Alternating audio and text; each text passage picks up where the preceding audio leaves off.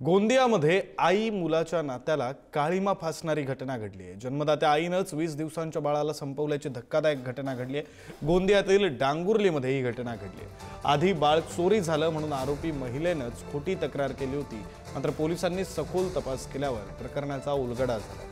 बाळामुळे नोकरी करता येणार नाही म्हणून या महिलेनं स्वतःच्या 20 दिवसांच्या बाळाचा जीव घेतला। महाराष्ट्र मध्य प्रदेशला जोडणाऱ्या वाघ नदीच्या पात्रात त्या बाळाचा मृतदेह आढळून आला। या प्रकरणी रावणवाडी पोलिसात गुन्हा दाखल करण्यात आलाय। बाळामुळे घरीच अडकून राहावं लागेल, नोकरी करता येणार नाही म्हणून बाळाची हत्या केल्याचं आरोपी महिलेनं कबूल केलं। घटनास्थळाला व्हिजिट दिली असता थोडं त्याच्यामध्ये संशयास्पद त्यांची तक्रार वाटल्यामुळे जे तक्रारदार आई आणि वडील होते त्यांचीच पोलीस चौकशी आम्ही केली होती।